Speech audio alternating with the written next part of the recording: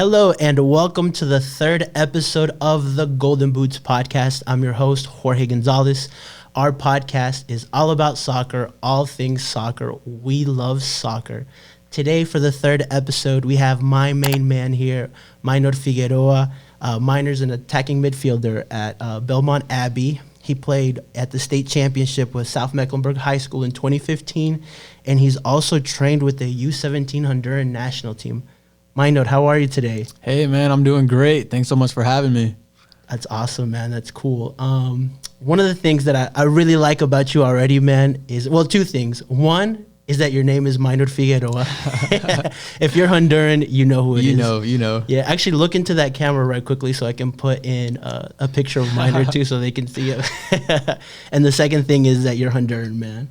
So I like the Honduran connection already. Oh, yeah, it's strong. Yeah, man. So one of the things that we like to do on this podcast is just bring on different players to tell us a little bit about their background, where they're from, and how they grew up with the sport. So I kind of want you to go into that, man. Kind of introduce yourself and tell us a little bit about your journey. Okay, cool. So I was born in Charlotte. You know, my parents are from Honduras. So soccer's just in our blood. Yeah. When people think of soccer, they definitely don't think Honduras, but, They don't. you know, it's there. I promise. Yeah. And then, so I honestly got introduced to soccer when I was like around 7, 8. I was terrible. I can't even lie. I hated it. My brother was always so much better than me. So I'd spend like hours and hours practicing. Could not do anything. I almost gave up.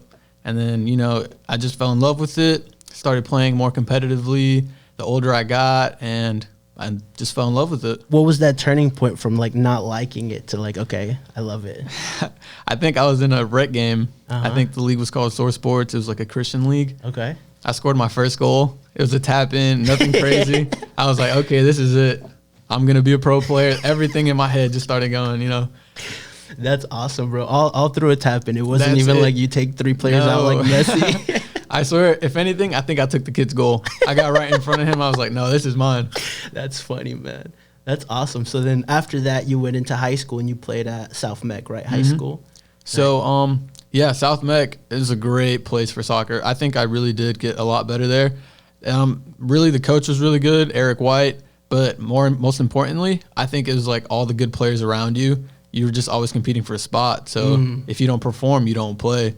So I think just like having a lot of good players around me, a lot of competition, that really like helped me like bring my game to the next level. So you were elevated by the amount of good players that you were on then. Okay. All about association with good players, right? Oh, yeah.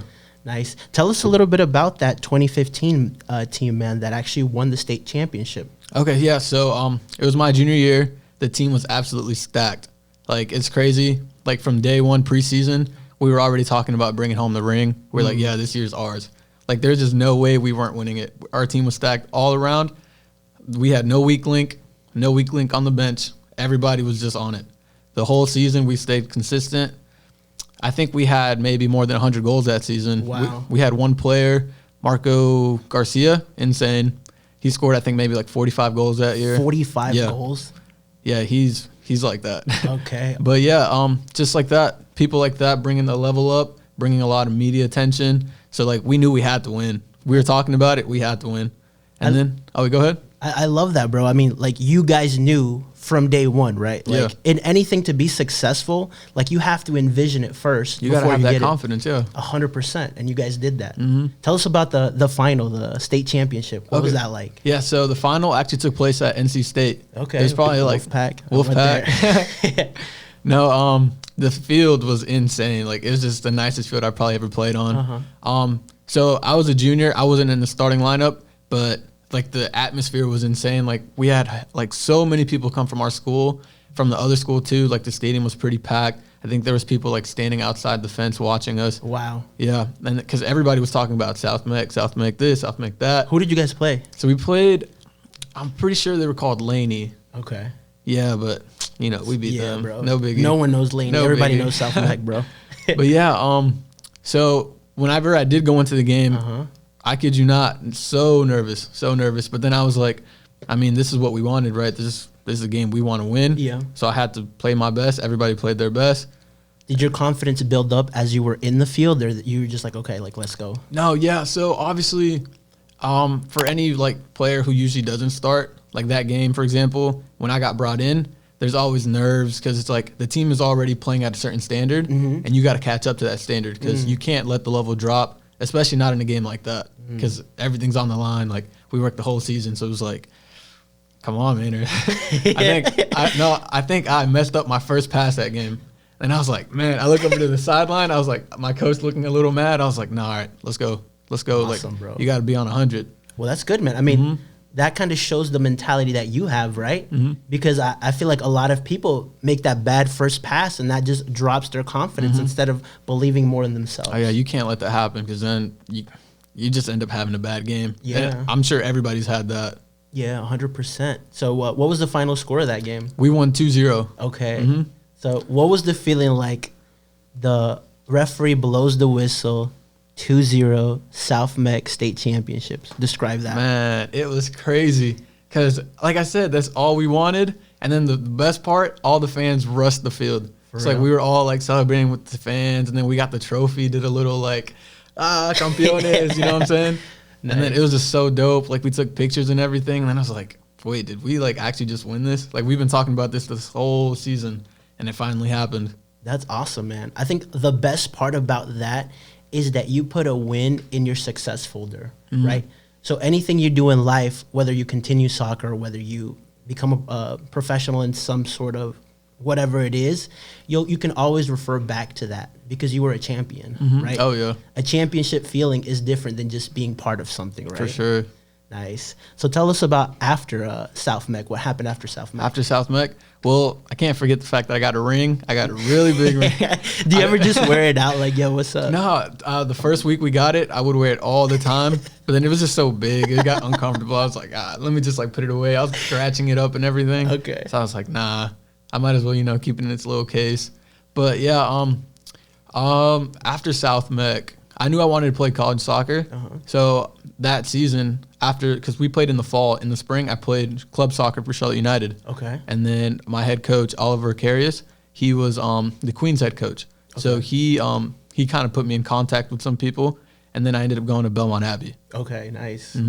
Tell us about Belmont Abbey. How was that? So it's cool, but then at the same time, it's just like, so I went in thinking, oh, like, this is all I ever wanted, like soccer. And then I didn't realize it came with all the other stuff. I had to keep my grades up. I couldn't get in trouble. First year in college, I mean, people tend to do some dumb stuff. But like, I had to stay responsible.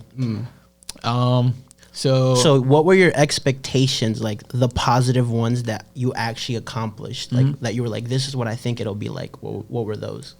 So, I mean, we got to train twice a day. It was kind of like living a pro lifestyle, even though it was just college soccer.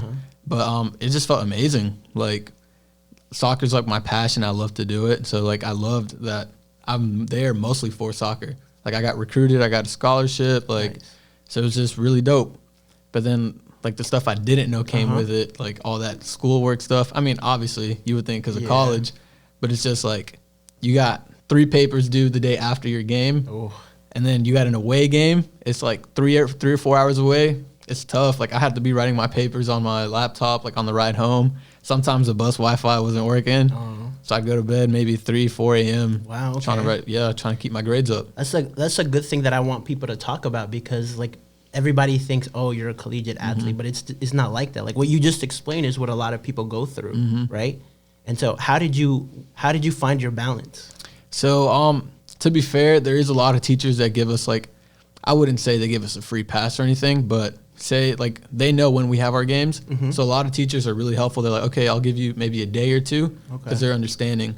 So, like, those teachers, they definitely helped a lot to find that balance because I knew I could, like, focus on my game and then write my paper, like, the next day. Or I'd honestly have to, like, work on my procrastination because I'm going to be real with you. All my life, I waited last minute for everything. So I had to, like, change that within myself. I would say, okay, I have practice today at 6, and then maybe one at 11 also, film at 12 or whatever. And I would be like, okay, wake up earlier, train or whatever, and then do my paper, do my homework, everything I need to do school-wise, and then the rest of the day focus on my game or practice. That's awesome, man. I think if I was a 15, 16-year-old player and I was watching this and looking at what you were saying, there's a couple things that I would take away. One is understand that you need to have a balance. Two is figuring out what kind of things you can do to prepare, right? Because I've always heard proper preparation prevents poor performance, right? Right? The best teams always prepare. That South Mech team prepared, right? And so that maybe talking to your teachers, letting them know what you're trying to accomplish, right? So, I mean, all these things are things that you can kind of do. Like, you can't just sit there and expect things to work out. For sure. Like, you actually have to put in work. Yeah, and it's crazy because a lot of kids, for example, two of my teammates my freshman year, they weren't able to play their sophomore year just because they had really bad grades. So they couldn't find that balance. Like, some people struggle for it, like struggle to find the balance, and then it shows because if you don't have, I'm not sure exactly what number of GPA you have to have, but if you're anywhere below it, even if it's like 0.1, you're not playing. Wow. So I think a lot of people need to realize that too. Like, it's not just soccer. Like, at the end of the day, like, your degree is really important as well. Yeah. So. Yeah, 100%. I mean, as much as we all dream of wanting to be pros, right? Like, you have to understand that, like, okay. You got to have a backup plan. That's true, man. Nice. Like, you never know. You got to, like, appreciate the sport as much as you can because you never know when it's going to get taken away from you. 100%. Like, injuries are come and go. Yeah. Just random stuff can happen. Nice. What's the most memorable game that you've had? Memorable game? Actually, it was this last season, my junior year. I think it wasn't even conference play. It was like an exhibition game, and then it was against Piedmont International. Okay. It was I think 5 minutes left in the game. I'm not even trying to brag or nothing. I scored the best free kick ever. Messi would be jealous. Messi would be jealous. Messi would have DM'd me saying, "Yo, how did you do that?" Nice. I kid you not, bro. Like, you know that Instagram page, Overtime? Yes, I do. I actually got posted on there. Are you serious? Yeah. Okay. So, it was, bro, dopest experience of my life. As soon as I hit it, like, I just knew it was going in. What did you do when you hit it? So, like, I had tape on my wrist, and then I had something on there. And then after every goal or whatever, I would, like, kiss it and then point up to the sky. That was being, like, my little, like, that's celebration. Cool. Kind of like when Luis Suarez kisses his fingers for his wife and kids. Okay. So then, and then after that, like, I was kind of just like, okay, I actually scored this. So I didn't know what to do after that. So I was just like banging on my chest. I was like, let's go. And then I ran over to my teammates and they all hugged me. And then it was just like amazing. That's awesome, dude. And then I got lucky because one of my teammates recorded it from the back, like on the bench. Okay. Is that the video on Overtime? Yeah. Okay. And then it's just like, you could see it just like bending in top bins. It was just insane. Okay. Straight top bins, 90. Top bins. Nice. Nobody's getting there, not even Casillas. Nice. Cool, man. So you also mentioned to me that you got a chance to train with the U-17 Honduran National Team, right? Talk to me a little bit about that. Okay, so remember how I told you whenever you think Honduras, you don't think soccer? Man, I was wrong. I went over there. I was cocky, like 18-year-old, 17-year-old. Or I think I was 16, about to turn 17. Okay. I was thinking, okay, like, I'm going to be the best one there, this and that. Like, it's just Honduras. Like, and then that sounds messed up because that's my country. Yeah. But as soon as I got over there, I was wrong, man. Don't get me wrong. There was nobody out there that was, like, insane on the ball, but nobody messed up. So it was just, like, all their touches were, like, precise, clean. They'd probably lose the ball in a rondo, like, once out of, like, 100 passes. Wow. Bro, like, I was in that rondo for, like, 10 minutes one time. I was like, okay, I'm done. Like, I walked out. I was like, all right, I'm good. Like, my bad. Nice. Well, yeah, man. I mean, you're right. Like, people don't think of our country as like, okay, it's not really a soccer country, but I mean, it's an amazing soccer country, bro. It's like the best kids that are that age are representing that country, so they're gonna be good regardless what country you're in. Yeah, 100%. But like for me, it just kind of puts it in perspective, like because I went to go train with them the summer before they had the World Cup for the U-17, and then whenever they went, I think they might have lost like a game like 10-0 or something. Yeah. So I was just thinking, I was like, if these kids are that good, and then the team that beat them are even better, and I bet you that team would probably could lose 10-0 to like Spain or something. You know who the striker for that team was? I think it was Darikson. I think he plays for the team that beat them. Oh yeah, no idea. It was Holland. Oh, Holland. Oh yeah. Yeah, I think he scored 9 goals on us. So like we're known for that now. Yeah, bro. All my friends gave me so much because of that game. I got you. They're like, imagine being from Honduras. Yeah, but I mean, like that guy is just. He's insane. Yeah, he's other levels. But like Imagine that guy has such a high level, and then these kids have a good level too. That just lets you know the competitiveness that there is in the sport. So it's like you said, at some point you got to be realistic. Yeah. Like, if you're playing against a kid like Holland, who's in Dortmund right now, scoring so many goals, like at 19. At 19, for example, I just turned 21. Like, you got to be a little bit realistic. Like, I know, for example, I probably won't be at Barcelona in like a year or two. Yeah. So I mean. But that's true, man. Like, you have to keep it real as well, right? As much as I'd love to, but nah, it ain't happening. Yeah. Okay, nice, man. So Charlotte is going to have their own team coming in, which I'm pretty excited about. Like, I want us to be known as a soccer city. Yeah. Right? That's one of the reasons I'm doing this YouTube channel, one of the reasons I'm doing this podcast, because, like, we're going to have a lot of people. I want this to become a soccer city. Yeah. Right? And say I'm David Tepper, D-Teps is what I'm going to call him. D-Teps. And you're the coach, right? So, Maynor, you come, you say, yo, I know how to build a successful team. I hire you, and I show you our budget, and I say, we have an opportunity to bring one designated player. And I give you the choice of, I can give you an MLS version of Van Dijk, an MLS version of Kevin De Bruyne, or an MLS version of Pierre-Emerick Aubameyang. Who are you choosing? That's tough. But I would probably have to say Aubameyang. Why? Just because MLS style soccer is super direct. Like, you need a really fast striker, someone who's going to score goals. Because at the end of the day, that's what wins games. And then we want to win games, don't we? Yeah. So, but yeah, like, look at Orlando City. Like, they just signed Nani. I mean, obviously it's Nani. He played with Ronaldo.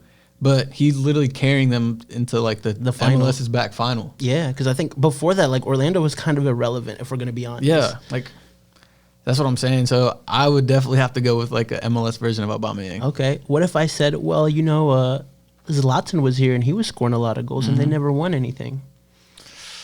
That's a very good point. That's a very good point.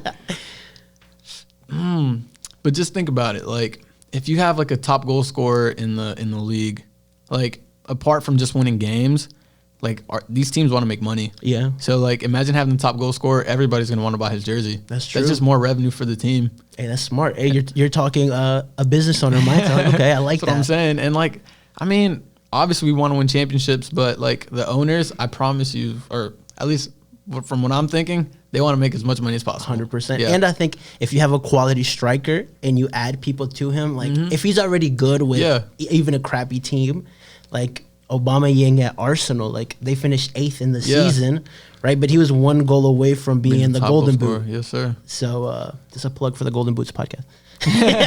Golden Boots podcast. Aubameyang, do you hear us? And so I can imagine if he had, like, a couple of better players around him, right? What that Arsenal team could do, right? So I'll give you my answer. Okay. I would want a Kevin De Bruyne in our team. Why is that? Right? Because a Kevin De Bruyne on your team, anytime you play against a special player, you feel it. Oh yeah, right. I know exactly what you mean. Yeah, right. Like, you're like, okay, like, this guy is really good, and I think as a midfielder, it's so much, like, I played as an attacking midfielder as well. You know, actually in high school they used to call me Xavi. Okay. Or maybe they were just saying chubby, but I heard Xavi. No, it was on your head. That's it, man. It's all about how you hear it. But being an attacking midfielder, I think, like, people can always expect that you're going to give an amazing pass, right? Especially if you're that caliber of a player, right? And I think the most successful teams have an identified 10, that right? Player, like, like Messi, the best player personally in history in the world, right? That Kevin De Bruyne at Man City, right? I mean, like, when you think of special teams, you think of a special 10 as well, right? Even Christian Pulisic now at Chelsea, man, like, you can tell he's special. Oh yeah, right. It's just like, hey, give him the ball. For give real, that guy the ball. Which it surprised me. I was like, I thought he was going to be good, but I didn't see him coming to be this good. Oh, are you talking about Pulisic right now? Yeah. Yeah. To be honest, I thought they kind of got him just for, like, the marketing reasons. I'm thinking about, like, what American doesn't have a Pulisic jersey? Yeah. But look at him. He's balling. I think as soon as the restart started, I think he's got, like 4 goals? Yeah. That's crazy. He did good, man. He got injured recently, but, I was just looking at his form and, like, the mentality, right? like one thing I love observing about players is the mentality, right? And I think a lot of coaches talk about that because you need the mentality. Like that's why I love what you talked about the South Mech team. Like you guys knew, bro, and then you just like you set the bar high and everybody competed towards that bar, right? And then speaking on mentality, like I know we just said Messi's the GOAT, but we got to give Ronaldo props where it's due. Yeah, bro. Like if I'm being honest with you, whenever he was at Madrid, I hated him. Same. And it was just because he was at Madrid. But like now that he left, I've gained like so much respect for him. 100%, bro. Like just looking at what he's done, like honestly, as much as I love Messi, I don't think anybody can do what Ronaldo does. Yeah. Nobody. No, I touched on it on our last episode. I'm like, bro, that's why like you need to have that mentality. Like you can go to Ronaldo and tell like he's never gonna admit to you that Messi's better than him because he fully believes he's the best. He's the better one. Right? And I mean that's the mentality you need to have. I think he just broke a Juve's record for most goals scored. Yeah, and since like 93 or something. Yeah, in like a single season. Yeah. And the guy's about to be 35. Insane. Right? Like I mean he's not slowing down. Yeah, he's held his end of the bargain in terms of taking Juve where they want. I mean, he scored 2 goals. They still got eliminated, but I mean, if you give him a good coach and a couple more players, he could probably win you another Champions League. Yeah. How do you feel about Pirlo being the new Juve coach? I don't know, bro. Like, that's such a like you don't know what Pirlo can do. Exactly. This is what this one thing that I think a lot of teams are getting wrong now. They use a player's like legend status. A legend status credibility for coach credibility, which I don't think that's good. Yeah, I was literally talking about that the other day. Oh, they pointed him yesterday, I mean. So, like, yeah, he was probably, like, one of the greatest players to play at the club. Yeah. But, like, I don't think he's ever managed a team. Never. So he was going to manage the U23 team. That's what I'm saying. Like, how do you go from managing U23 to now? You got Ronaldo, Dybala. Yeah, like, you got to know what you're doing. Buffon's older than you. That's what I'm saying. Yeah. But that can go so wrong, bro. Right? Because, like, yeah, there's people like Frank Lampard that you see they're doing good things. Zidane, Pep.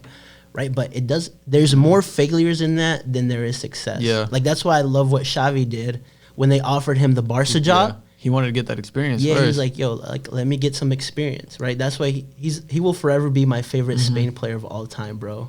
El motorcito de raza, they used to call him, bro. Good. He was so good, bro. So good. Yeah. But I would have to give it to David Villa. I love him. He was so good. When he was at Barca, he was, like, my favorite player.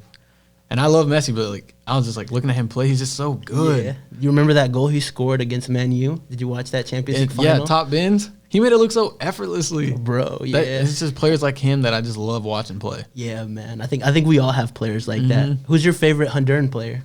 I would have to say Carlos Cosley. Okay, why? Yeah. Just when I think of the Honduras national team, it's him. The goals he scores against Mexico, you know. So it's just like it's a sense of pride. Like when I think of Honduras, I think of him. Yeah, and he was the player that scored our only goal in a World Cup so far. Exactly. So I remember watching that Ecuador game, bro. I was so excited. I was like, we're going to win this, and then we're going to tie the next one, and we'll make it to the next round. Yo, that's that Honduran, like, math. My dad tells me that all the time. All the qualifiers, it's like, okay, for us to qualify, this team has to win, this team has to tie, this team has to lose by 2. That's the only way Honduras is ever making it to World Cups.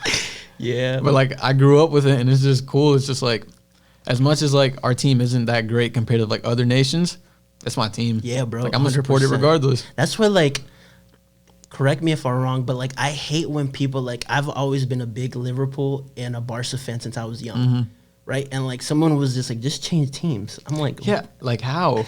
Like, bro, like, you don't understand, right? You really just can't. Like, when Liverpool had Balotelli up top, and then we had Ricky Lambert and Borini, I think we had. Like, they weren't scoring goals. They're like, just support somebody else. I'm like, bro, it's like, you just can't. Yeah, no. Right? Like, you're going to. Plastic fans. Yeah, 100%, bro. I'm like, nah, like, I'm gonna live and die by this team, right? Like, I've seen some memes where it's like, they're wearing one jersey, the team loses, they, like, take it off, they got the other one underneath. Yeah, I've seen that too, man. Same thing with Barca. Like, when I started watching, they were decent, right? I think Ronaldinho started that golden era of Barca, right? And then you had a young Messi, and like I was a fan like then. And then when they became super successful, it was like, oh, you're just a No, I've always been a Barca fan. Whether they win, whether they lose, whether the team's not doing great, whether Messi's carrying them like he is right now, like I'm always gonna support. For sure, right? The way I became a Barca fan was kind of interesting. Tell us. I used to be one of these plastic fans we're talking about. Okay. So me being a younger brother, my brother, he was a Madrid fan. Okay. I was like, you know what? I'm going to be a Madrid fan. I'm going to be a Madrid fan. And then I'm pretty sure it was like 09. I think Zlatan was at Barca. And I think there was a Clásico. And then I was just trying to get on my brother's nerves that day. Ibra scored the winning goal. Yeah. It was like 1-0. Since then, I'm a Barca fan. That's awesome. But then, like, thanks, Ibra. At that point, it was just like, I was into soccer, but I wouldn't really watch it like that. And then the more I watched it, I fell in love with how they played. I was like, okay, wait, these guys are like insane. Yeah. And it's just like boom, boom, boom, tiki-taka. Like that prime Barca era. Yeah. It's just like That 09 Pep team, bro, where they won 6 titles in a year. It's hard not to fall in love with that Yeah. team. But yeah, since then, I'm not changing. You know, we're going through some rough patches right now. Hey, if we pull that Champions League, I'll be like, hey, what's up? But they got Bayern next, so we'll see. That's going to be a tough one. Yeah. Tough one. Yeah, man. It's funny because I became a Barca fan. This is funny because 2 of my friends were talking and, like, we're in the lunch line, right? And they're like, yo, who do you support, Real or Barca? And, like, I was still kind of new to soccer. I was probably, like, 8th grade, I think. Okay. And, like, I'm in the lunch line, and I'm like, it's, like, the biggest decision of my life. I'm like, yo, who am I going to pick? He's not going to be my friend if I Barca. And the lunch lady's like, what you want, baby? And I'm like, yeah, give me some fries or something. And then, like, I'm like in my head, like, who am I going to pick? Oh, my God. And I was like, all right, I'm going to go with Barca. You were contemplating it the whole time, holding your tray up. With that little nasty milk they give us. Bro, they made us eat milk with burgers. What in the world? CMS, you got to do something about that. Listen, when we blow up CMS, I want you guys to watch this. For real. Nice, man. Any parting thoughts that you would give people that like the sport, like to play the sport, or anything that you want to add? I would have to say, for people who love the sport, like I know, like I said, you're not always going to start. And the amount you play doesn't define who you are. Dang, that's good right there, bro. It's just like, because don't get me wrong, like I didn't play that much at first in college either, or in high school. Like I didn't start in the final, the game everybody wants to start in. Yeah. And it's just like, you can either beat yourself up about it, and don't get me wrong, like my freshman year, like tears were shed, like, because you love the game, like of course you want to play. I mean, I love that, bro. I mean, you wanted it, right? Yeah. But then it's just like, at the end of the day, you're more than just a soccer player. Like there's more to life. Like it can't just all revolve around soccer. As much as you love it, and then one more thing I'd say is probably cherish the game, because I've been out on injury for about like 2 or 3 months, and I miss it. Yeah, I miss running around. I see people just running like across the street. And I'm like, man, must be nice. So it's just like, I'd say cherish it every moment of it you can, because at some point it's gonna end. That's it, bro. And I mean, like, yeah, you're right. And at the end of the day, like when you look back at your life, you'll be like, you know what, I played, I had fun. Yeah. You know, like why ponder on the negatives when there's all these positives? For sure. So, well, awesome, man. Thanks. This concludes the 3rd episode of the Golden Boots podcast. The best episode so far. This has been, it's one of the top 3 episodes we've had. Top 3. We've only had 3. Awesome. Well, thank you guys and have a good one. Thanks for having me, man. It was great.